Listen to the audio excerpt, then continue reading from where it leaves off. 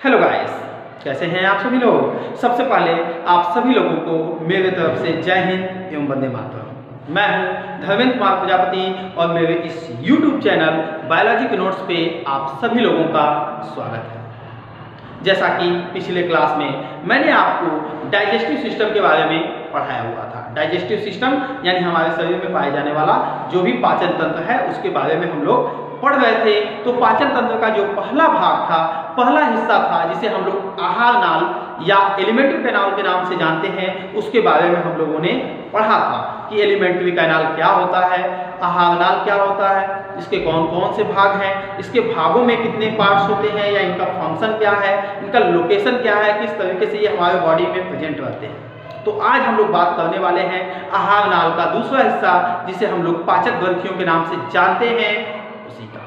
तो आज हम लोग बात करने वाले हैं डाइजेस्टिव ग्लैंड्स यानी कि पाचक ग्रंथियों की, कि पाचक ग्रंथियां हमारे शरीर में कहाँ पाई जाती हैं, कौन कौन सी होती हैं और ये पाचन में या हमारे बॉडी में किस तरीके से इम्पॉर्टेंट है। तो पाचक ग्रंथियां ऐसी ग्रंथियों को कहते हैं। ग्रंथियों को बताने से पहले मैं आप लोगों को बता दूं कि ग्रंथि किसी भी कोशिका, ऊतक, अंग अथवा भाग को कहते हैं। कहने का तात्पर्य यह है कि हमारे शरीर की कोई भी ऐसी कोशिका या टिश्यू या बॉडी ऑर्गन्स या कोई एक बॉडी पार्ट्स जो किसी भी केमिकल का सेक्रेशन करता है, किसी भी रासायनिक पदार्थ का स्रावण करता है, उससे स्रावित होते हैं, तो ऐसे अंग को, ऐसी कोशिका को, ऐसे ऊतक को हम लोग ग्रंथि का नाम देते हैं।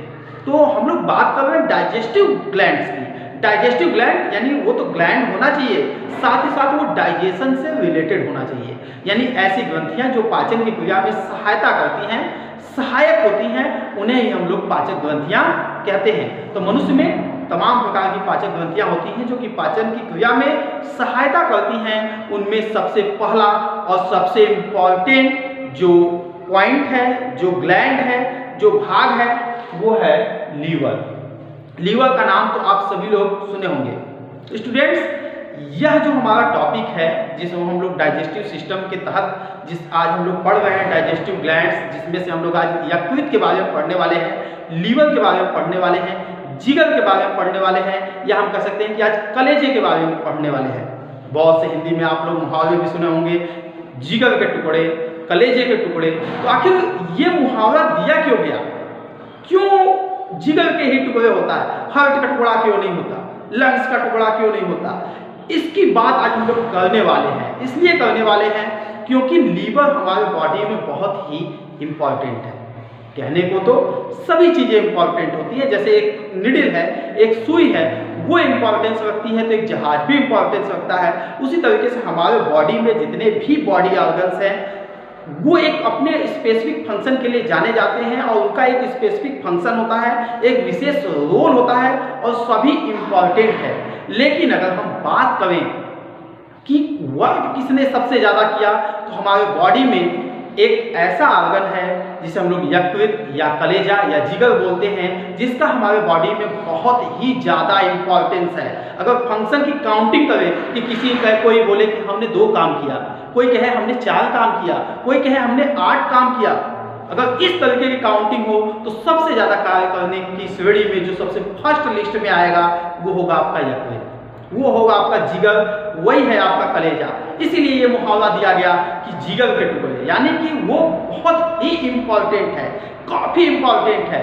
तो ये टॉपिक आपका एग्जाम के दृष्टिकोण से, परीक्षा के दृष्टिकोण से तो इम्पॉर्टेंट है ही, साथ ही साथ अपने बॉडी को फिट रखने के लिए, अपने बॉडी को हेल्दी रखने के लिए हमारे पास लीवर के बारे में जानकारी होना बहुत ही जरूरी है। क्योंकि लीवर यानी यकृत या कलेजा या जिगर हमारे शरीर का, हमारे इस बॉडी का एक इम्पॉर्टेंट और एक महत्वपूर्ण अंग होता है। तो चलिए आज हम जानते हैं कि हमारा जो यकृत है यानी जो जिगर है या कलेजा या ये होता कहाँ है। तो सबसे पहले हम बात करते हैं कि यह हमारे एब्डोमिनल कैविटी यानी कि उदर गुहा में प्रेजेंट होता है। जी हाँ, ध्यान से समझिएगा कि यकृत जो है वो हमारे एब्डोमिनल कैविटी में प्रेजेंट होता है। हमारे बॉडी में कई प्रकार के कैविटी पाए जाते हैं। कैविटी का तात्पर्य ऐसे प्लेस से है जो चारों तरफ से सराउंडिंग हो और बीच में एम्प्टी प्लेस हो। बीच में एक रिक्त स्थान जो होता है, जो चारों तरफ से घिरा हुआ हो, ऐसे स्थान को हम अपनी बॉडी में कैविटी कहते हैं। जैसे एक कैविटी हमारे पास है क्रेनियल कैविटी, जिसमें कि मस्तिष्क बंद है। ये हमारा है थोरैसिक कैविटी, जिसे हम लोग वक्ष गुहा बोलते हैं। इस वक्ष गुहा में आपके लंग्स और हार्ट जो होता है वो सुरक्षित बंद रहता है। इस वक्ष गुहा यानी थोरैसिक कैविटी के जैसे ही नीचे आएंगे, वह आपका भाग जो होता है उसे हम लोग एब्डोमेन या एब्डोमिनल कैविटी के नाम से जानते हैं। एब्डोमिनल कैविटी थोरैसिक कैविटी के ठीक नीचे होता है और इनको जो बीच में बांटने वाली एक रेखा होती है, यहाँ रेखा नहीं, यहाँ मसल्स का बना एक पर्दा होता है, एक झिल्ली होती है, जिसे हम लोग डायफ्राम या तंतुपट के नाम से जानते हैं। ध्यान दीजिए, तंतुपट या डायफ्राम क्या है? तंतुपट या डायफ्राम मसल्स का बना एक झिल्ली होता है, जो कि हमारे थोरैसिक कैविटी यानी कि वक्ष गुहा को एब्डोमिनल कैविटी यानी उदर गुहा से अलग अलग डिवाइड करता है। तो हम बात कर रहे थे कि यकृत होता कहाँ है, तो यकृत हमारे शरीर के एब्डोमिनल कैविटी में, यानी कि आप थोरैसिक से नीचे आइए, नीचे के जो भाग हैं इस एब्डोमिनल कैविटी में प्रेजेंट होता है। और यह अमाशय के साइड और अपर लेकर के और डायफ्राम के नीचे प्रेजेंट होता है। अगर हम चित्र के माध्यम से समझना चाहें तो हम कह सकते हैं कि जैसे इस प्रकार का हमारा डायफ्राम है, ऊपर इस तरीके के लंग्स के पार्ट होते हैं, इसके ठीक नीचे आपका इस तरीके से लीवर यानी कि यकृत जो होता है वह स्थित होता है। यानी यकृत के लोकेशन की बात करें तो यकृत तंतुपट या डायफ्राम के ठीक नीचे और अमाशय के ऊपर स्थित होता है।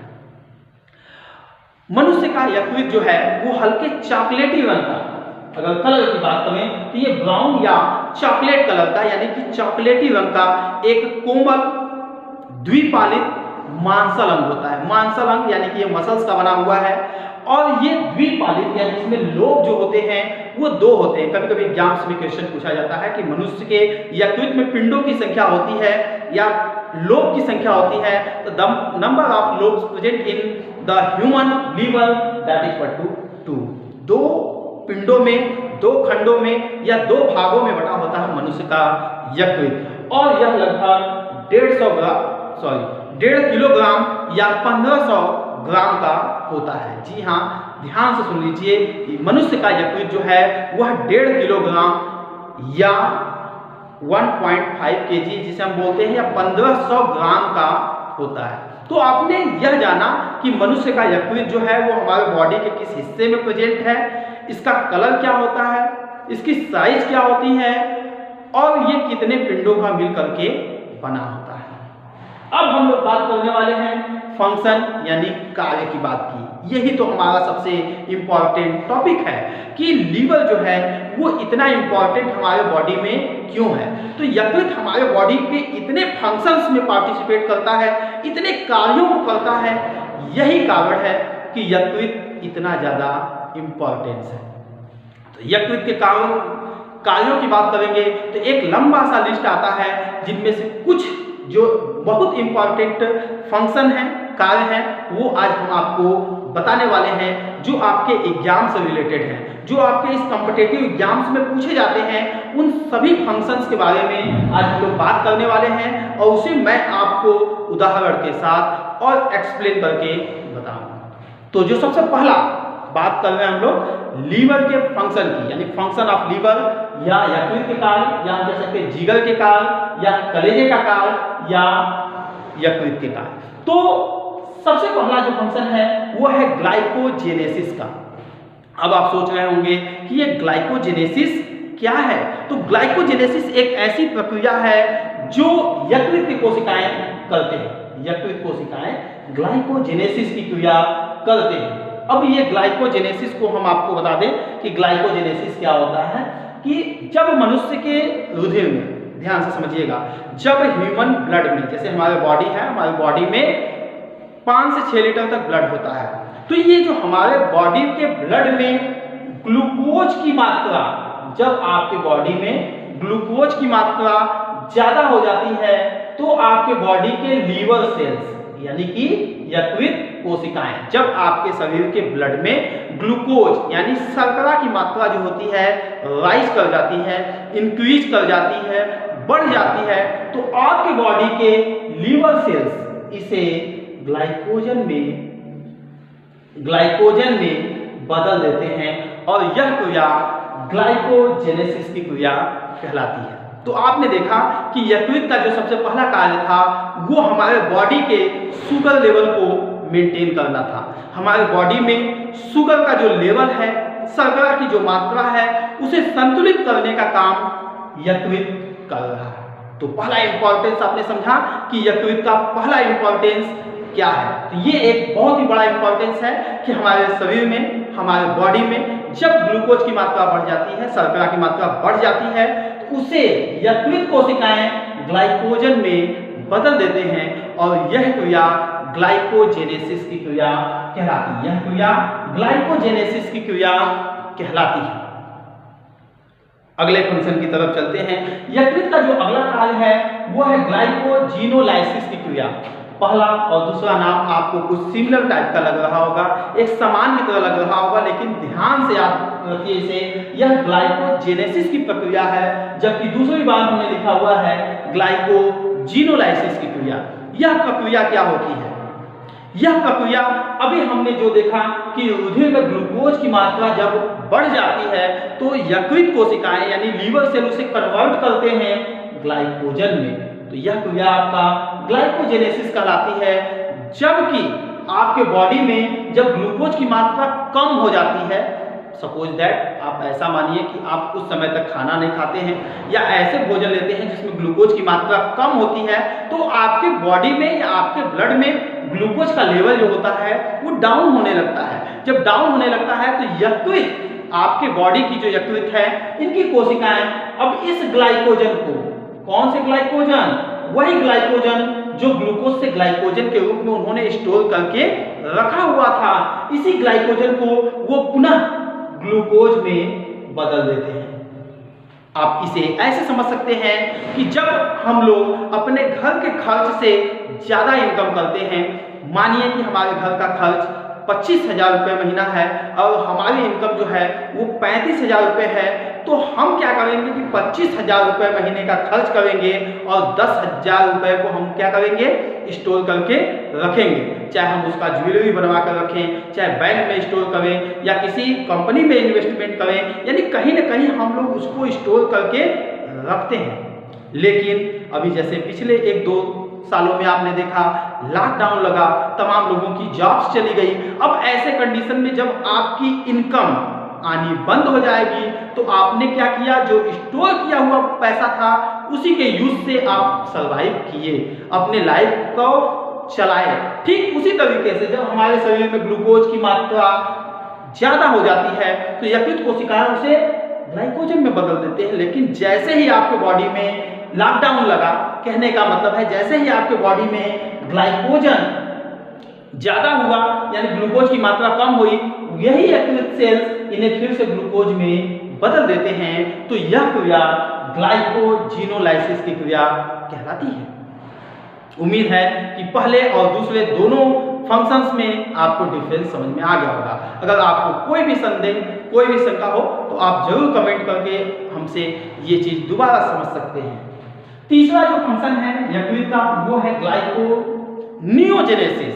ये नाम भी पहले और दूसरे से रिलेटेड है। अब ये तीसरा जो है ये क्या है, इसके बारे में हम लोग जानते हैं कि ग्लाइकोनियोजेनेसिस की प्रक्रिया क्या होती है। ग्लाइकोनियोजेनेसिस की एक ऐसी प्रक्रिया है जो यकृत कोशिकाएं करती हैं। अभी हमने देखा कि जब हमारे शरीर में ग्लूकोज की मात्रा ज्यादा थी तो यकृत कोशिकाएं उन्हें ग्लाइकोजन में बदल दी। जब हमारे शरीर में ग्लूकोज की मात्रा कम हो गई तो यकृत कोशिकाएं उन्हें ग्लाइकोजन को पुनः ग्लूकोज में बदल करके हमें ग्लूकोज प्रोवाइड कराते रहे ताकि हमारा जो फंक्शन है वो चलता रहे। लेकिन अगर कोई बीमार व्यक्ति है, कोई अनहेल्दी पर्सन है, कोई बीमार व्यक्ति ऐसा है जो कई दिनों से खाना नहीं खा रहा है, अब उसे सर्वाइव करने के लिए ग्लूकोज की आवश्यकता तो पड़ेगी ही पड़ेगी। अब इसकी ग्लूकोज की जो रिक्वायरमेंट है वो कहाँ से पूरी होगी? तो उसके लिए फिर से अवेलेबल है आपके लीवर सेल्स यानी कि यकृत कोशिकाएं। और इस समय ये यकृत कोशिकाएं सभी ग्लाइकोजन को तो बदल ही चुकी हैं, अब इनके पास ग्लाइकोजन बदलने के लिए नहीं है। तो अब ऐसे कंडीशन में ये आपके बॉडी से फैटी एसिड, आपके बॉडी में जो भी जमा वसी अम्ल है यानी फैट के डाइजेशन से फैटी एसिड बनता है, फैटी एसिड, एमिनो एसिड, साथ साथ कुछ ग्लिसरॉल, इन सब को यानी उसे जो कुछ भी मिलेगा उसे वो ग्लूकोज में बदल देंगी। तो यह प्रक्रिया जो है वो कहलाती है ग्लाइकोनियोजेनेसिस। तो आपने देखा कि यकृत 3 प्रकार के फंक्शन जो कि एक दूसरे से सिमिलर हैं उनको करता है। सबसे पहला फंक्शन जो था वो ग्लाइकोजेनेसिस का था। ग्लाइकोजेनेसिस क्या है? जब हमारे शरीर में ग्लूकोज की मात्रा बढ़ जाती है तो अब यकृत कोशिकाएं उन्हें ग्लाइकोजन में बदल देती हैं। यह क्रिया ग्लाइकोजेनेसिस की क्रिया कहलाती है। और हमारे शरीर में जब ग्लूकोज की मात्रा कम हो जाती है तो यकृत कोशिकाएं संचित किए हुए ग्लाइकोजन को, स्टोर्ड किए हुए ग्लाइकोजन को कन्वर्ट कर देते हैं ग्लूकोज में, और यह क्रिया ग्लाइकोनियोजेनेसिस जीनोलाइसिस कहलाती है। और जब हमारे शरीर में बिल्कुल भी ग्लूकोज या ग्लाइकोजन की कमी हो जाती है तब हमारे शरीर की यकृत कोशिकाएं ही फैटी एसिड यानी कि वसी अम्ल, एमिनो एसिड्स और साथ ही साथ ग्लिसरॉल को ग्लूकोज में बदल देती हैं। तो यह क्रिया ग्लाइकोनियोजेनेसिस कहलाती है। लीवर के अगले फंक्शन की अगर हम लोग बात करें तो अगला जो फंक्शन है यकृत का वो है synthesis of vitamin A. Vitamin A का संश्लेषण, विटामिन के बारे में आप लोगों ने तो पढ़ा ही होगा कि विटामिन जो होते हैं वो हमारे शरीर के लिए बहुत ही इम्पॉर्टेंट है। विटामिन की कमी से हमारे शरीर में अपूर्णतया यानी कि डिफिशियंसी डिजीज हो जाता है। तो विटामिन में भी कई तरीके के विटामिन होते हैं, जल में घुलनशील विटामिन, वसा में घुलनशील विटामिन। तो एक विटामिन है विटामिन ए जिसका रासायनिक नाम रेटिनॉल होता है, और रेटिनॉल यानी कि विटामिन ए का संश्लेषण जो है वो हमारी यकृत की ही कोशिकाएं करती हैं। यानी यकृत कोशिकाएं विटामिन ए का संश्लेषण करती हैं। और आपको पता होगा कि अगर हमारे शरीर में विटामिन ए की कमी हो जाती है तो नाइट ब्लाइंडनेस यानी रतौंधी जैसी डिजीज जो है होती है। तो आपने देखा कि यकृत कहीं ना कहीं हमें रतौंधी से भी बचा रहा है, नाइट ब्लाइंडनेस से भी बचा रहा है। अगला जो फंक्शन है यकृत का वो है सिंथेसिस ऑफ यूरिया। यकृत में यूरिया का संश्लेषण होता है। आर्निथिन चक्र जो है वो यूरिया बनता है, और ये बनना, यूरिया का बनना जो होता है वो यकृत पिंडों में यानी यकृत कोशिकाओं के द्वारा ही संचालन होता है। यह उत्सर्जन का एक भाग है। हमारे शरीर में बनने वाले नाइट्रोजन युक्त हानिकारक पदार्थों को शरीर से बाहर निकालना बहुत ही जरूरी और इम्पॉर्टेंट होता है, क्योंकि ये हानिकारक पदार्थ हमारे शरीर को डैमेज कर सकते हैं। तो ऐसे में यकृत कोशिकाएं हमारे शरीर से यूरिया, जो कि हमारे शरीर के लिए बहुत ही हानिकारक है, डेंजरस है, इंजेरियस है, इसे हमारे शरीर से बाहर निकालने में मदद करता है। और यूरिया का संश्लेषण यकृत कोशिकाओं के द्वारा होता है। नेक्स्ट है सिंथेसिस ऑफ हिपैरिन। हिपैरिन एक प्रकार का प्रोटीन होता है जो रुधिर के थक्का जमने में मदद करता है। जी हाँ, रुधिर का थक्का जमना, या इसे हम रुधिर स्कंदन भी बोलते हैं। इंग्लिश में इसे ब्लड क्लॉटिंग के नाम से जाना जाता है कि अगर किसी व्यक्ति या बच्चे को किसी भी कारणवश एक्सीडेंटली या गिरने से चोट लग जाती है तो वहां से ब्लड निकलना शुरू हो जाता है। लेकिन आपने देखा होगा कि ये ब्लड कुछ ही समय में 2 मिनट, 3 मिनट या 5, मैक्सिमम 10 मिनट में रुधिर निकलना बंद हो जाता है। ये रुधिर का निकलना जो बंद हुआ इसे ही हम लोग रुधिर स्कंदन या रुधिर का थक्का जमना कहते हैं। तो रुधिर का थक्का जमने का एक कारण होता है, एक फैक्टर होता है जिसे हम लोग बोलते हैं हिपैरिन, जो कि एक नेचर में एक प्रोटीन जैसा बिहेव करता है। तो ये भी यकृत के द्वारा ही स्रावित होता है, यानी यकृत के द्वारा हिपैरिन प्रोटीन का संश्लेषण होता है। अगले कार्य की बात करें, यकृत का जो अगला इंपॉर्टेंट कार्य है वो है एक्सक्रीशन, यानी यकृत जो है वो उत्सर्जन की प्रक्रिया में भी भाग लेता है। अभी हमने आपको पहले बताया कि यहाँ पर यूरिया का निर्माण होता है, तो इस प्रकार से यकृत जो है वो उत्सर्जन में भी सहायता करता है। अगला कार्य यकृत का जो है वो है बिलिरुबिन का निष्कासन करना, या कह सकते हैं बिलिरुबिन का सेक्रेशन करना। यकृत जो होता है ये बिलिरुबिन एक प्रकार का येलो पिगमेंट है, हमारे शरीर में एक वर्णक के रूप में कार्य करता है, यानी ये कलर प्रोवाइड करता है। तो ये बिलिरुबिन का सेक्रेशन भी यकृत के कोशिकाओं के द्वारा होता है। साथ ही साथ ये बाइल जूस का सेक्रेशन करता है। This is the most important function of the liver. यकृत का सबसे महत्वपूर्ण कार्य जो है वो है पित्त रस का स्रावण करना। यकृत पिंड जो होते हैं, यकृत कोशिकाएं जो होती हैं वो पित्त रस का स्रावण करती हैं। पित्त रस यानी कि बाइल जूस जो कि यकृत के कोशिकाओं द्वारा स्रावित होता है और पित्ताशय यानी कि गाल ब्लैडर में एकत्र होता है। जी हाँ, ध्यान से समझिएगा, यकृत कोशिकाएं जो होती हैं वो पित्त रस का स्रावण करती हैं, बाइल जूस का सेक्रेशन करती हैं, और ये बाइल जूस लीवर सेल्स से निकल करके सेक्रेट होकर के गाल ब्लैडर या पित्ताशय में एकत्रित रहता है, और ये यहाँ से निकल करके पित्ताशय में जो जाते हैं उसे हम लोग बाइल डक्ट या पित्त वाहिनी बोलते हैं। साथ ही साथ अगला जो फंक्शन है वो है storage of folic acid, amino acid and glycogen. इसके साथ ही साथ यकृत तमाम प्रकार के चीजों का संचयन भी करता है, स्टोरेज भी करता है। आप जानते हैं कि जैसे आपके मोबाइल में स्टोरेज होता है, रैम है, रोम है, उसी तरीके से हमारे बॉडी में जो बैंक का कार्य करता है, जो स्टोरेज का कार्य करता है, जहां स्पेस ऑक्युपाइज है, जहां पे हम किसी भी केमिकल्स को रख सकते हैं, तो वो भी कार्य यकृत आपका कर रहा है। तो यकृत आपको फोलिक एसिड, एमिनो एसिड और साथ ही साथ ग्लाइकोजन जो है वो जंतुओं का एक संचयात्मक कार्बोहाइड्रेट्स होता है जो कि बहुत ही इंपॉर्टेंट है, यानी जंतुओं का एक तरह से ईंधन होता है, और इसे भी स्टोरेज करने का कार्य लीवर सेल्स या यकृत कोशिकाएं करती हैं। तो स्टूडेंट्स, आपने देखा कि यकृत का, जिगर का या कलेजे का हमारे शरीर में क्या योगदान था, इतना इंपॉर्टेंस क्यों था? क्योंकि इसके जितने भी फंक्शंस अभी हम लोग पढ़े, लगभग 10 फंक्शन हम लोग पढ़े, और 10 भी फंक्शन इसके बिल्कुल इंपॉर्टेंट थे, एक से बढ़कर के एक थे। तो हमने क्या कहा कि हमारे शरीर में तमाम प्रकार के बॉडी ऑर्गन्स है जो एक स्पेसिफिक फंक्शन करते हैं, सबका एक इंपॉर्टेंस होता है, लेकिन अगर उनमें काउंटिंग की बात करें कि कौन सबसे ज्यादा इंपॉर्टेंट है, कौन सबसे ज्यादा वर्क कर रहा है, किसके प्रभावित होने से सबसे ज्यादा बॉडी प्रभावित होगा, तो वो पहला नाम निकल करके आता है यकृत का या कलेजे का या जिगर का। तो आइए कुछ और चीजें हम आपको बताते हैं कि यकृत से संबंधित कुछ बीमारियां भी हैं, कुछ डिजीज भी हैं जो कि यकृत के प्रभावित होने से या यकृत को प्रभावित करती हैं। तो सबसे पहला जो है वो है ज्वाइंटिस, जिसे हम लोग पीलिया के नाम से भी जानते हैं। अभी यकृत के फंक्शन में हमने आपको बताया कि इससे बिलिरुबिन यानी कि येलो पिगमेंट एक वर्णक पदार्थ स्रावित होता है। तो जब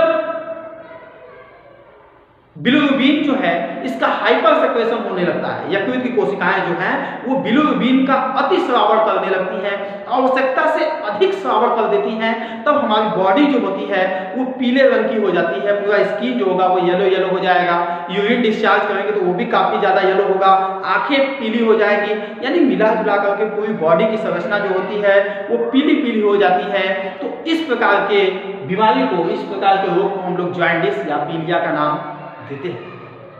दूसरी जो महत्वपूर्ण बीमारी जो कि लीवर से संबंधित है वो आपका है हिपेटाइटिस।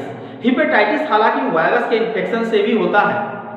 हिपेटाइटिस कई प्रकार के होते हैं, hepatitis A, hepatitis B and hepatitis C. इस तरीके से इनके वायरसों का भी नाम होता है, HBV1, 2 ऐसे करके, HBV, HBA, HBC, इस तरीके से इनके विषाणुओं का, इनके वायरस का नाम होता है। तो ये भी हिपेटाइटिस जो बीमारी है, खास करके हिपेटाइटिस बी जो कि HBV विषाणु के संक्रमण से होता है, हिपेटाइटिस बी वायरस के इन्फेक्शन से होता है। तो इसका सबसे ज्यादा इन्फेक्शन जो होता है वो लीवर को डैमेज करता है और बहुत ज्यादा दिक्कतें होती हैं।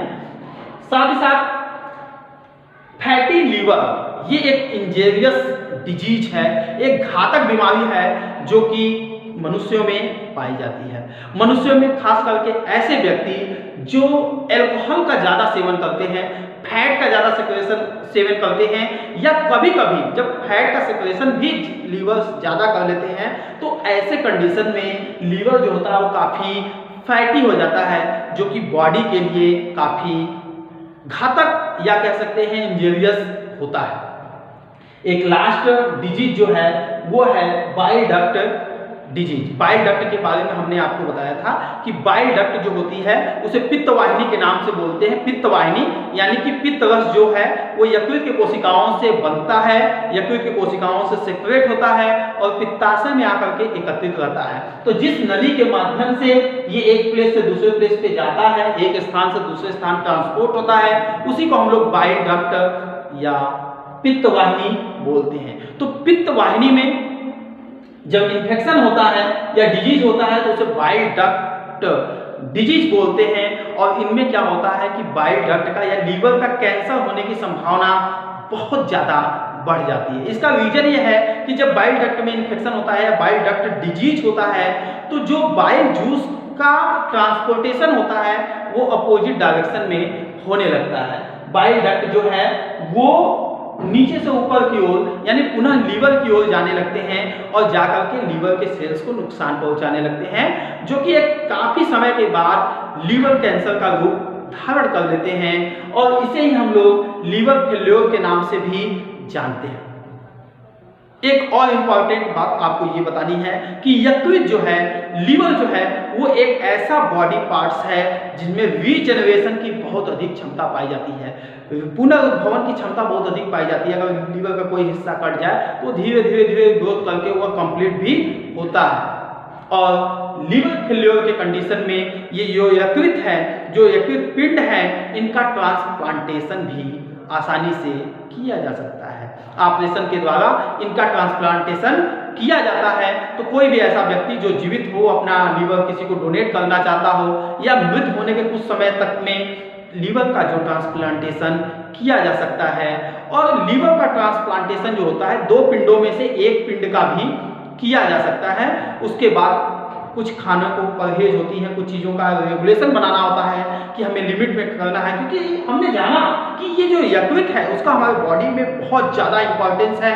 तो उसे बचा करके रखना है, उसे अच्छे ढंग से यूज करना है, ज़्यादा हाइपर सेक्रेशन ना हो, लोअर सेक्रेशन ना हो, या तमाम प्रकार की बीमारियों से अपने बॉडी को बचाना है। तो यकृत के बारे में जानना बहुत ही जरूरी है। उम्मीद है कि वीडियो आप लोगों को बहुत अच्छी लगी होगी और आप सभी लोगों को वीडियो अंत तक देखने के लिए आप सभी लोगों का बहुत बहुत धन्यवाद। और एक बार फिर आप सभी लोगों को जय हिंद एवं वंदे मातरम।